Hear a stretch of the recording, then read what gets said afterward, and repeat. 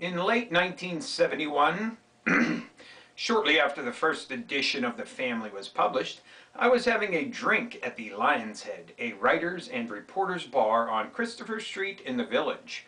My friend, the poet Joel Oppenheimer, introduced me to a New York police detective who had liked the book. "There certainly are a number of loose ends," was the first thing he said after we shook hands. If I were having a talk with the same detective 32 years later, the same sentence would still apply. That's from the introduction to the revised and updated edition, which I just purchased, of The Family by Ed Sanders, called by the New York Times Book Review the first complete authoritative account of the career of Charles Manson, a terrifying book. Haven't read it yet. I'll let you know how it is when I do.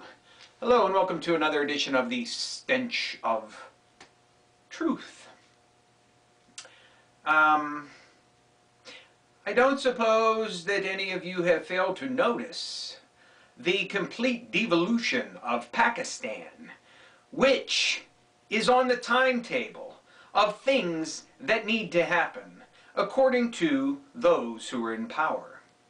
Because it is only through the actions of the United States in Afghanistan, the destabilization of that entire country, and the exportation, if you will, of the supposed and so-called terrorists, Al-Qaeda and the Taliban, into Pakistan, supposedly, which caused their tribal area to go bonkers, and which is leading to massive suicide bombings and incredible devastation.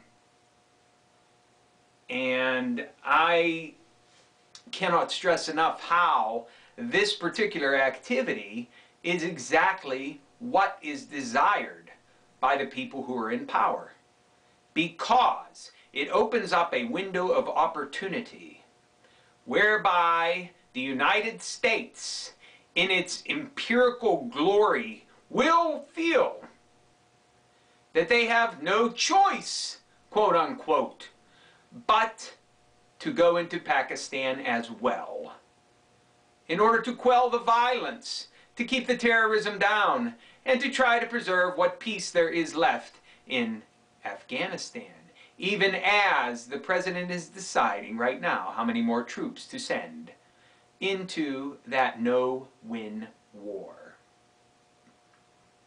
Pakistan is next, people, and this is what I have said before.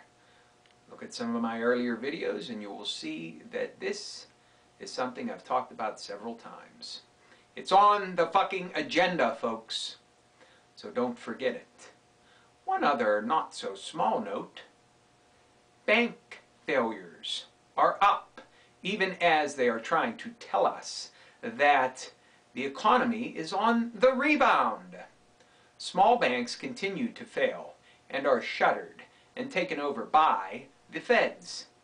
Now, all of those companies that are too big to fail, such as Goldman motherfucking Sachs, will continue to receive incredible amounts of money that they can then invest in derivatives and acquire massive profits in order to give their executives huge and fucking ridiculous bonuses, while your local hometown bank will go under for the very same reason, but they're on the shitty end of the stick, because they're left holding the bag on all of these wonderful investments that groups like Goldman fucking Sachs have put together.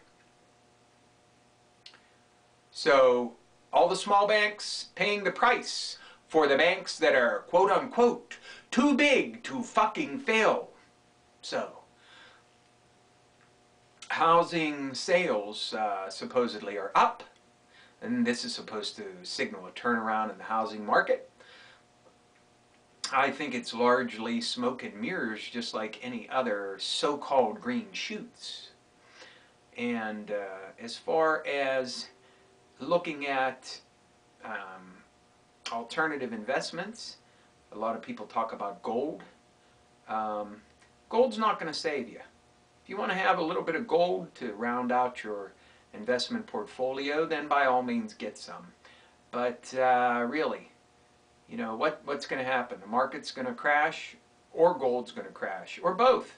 And in the end, gold, you can't eat it.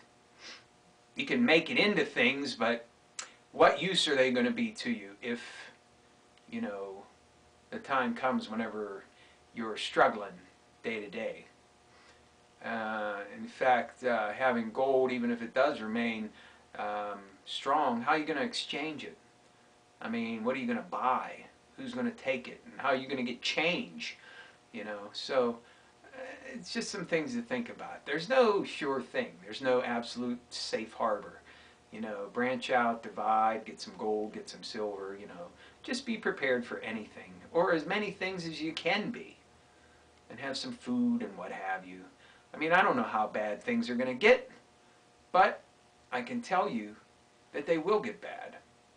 I don't know when. I don't have the answers, but I'm constantly looking, and hopefully I'll find them. And last but not least, it seems to me that the swine flu hysteria has not gone away. Swine flu hysteria has continued to grow. As they claim, the affliction has hit 1,000 people, over 1,000 people in the United States. And there is a new push put on for people to get the vaccine. Now, I know a lot of you, and even I said before, that we should avoid the vaccine because the vaccine is filled with adjuvants, thimerosal and squalene, and, you know, thousands of bits of protein and viruses and everything else that, you know, they don't even have identified yet. And there's this whole conspiracy about, oh, well, you're going to have to prove that you have your swine flu shot and all that kind of stuff. Well, you know what? I just figured, what the hell? I'm going to go ahead and get the swine flu shot.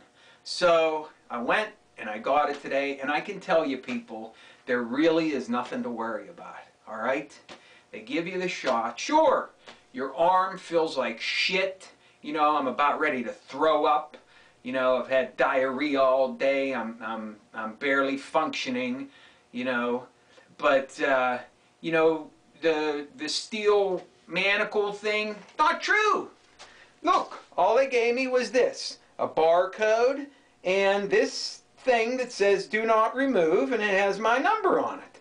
It's simple as that. And, you know, it stays on there, and when I go to the government checkpoint down the road, all I got to do is flash this, and I'm cool. Hey, it's a simple deal. I don't know what all the fuss is about, quite frankly. It's pretty simple. Scan my barcode, they know it's me, where I live, and do not remove the tag. That's all. So, there you go. Simple said and done. I think I'm going to go vomit again. Thanks. Good night.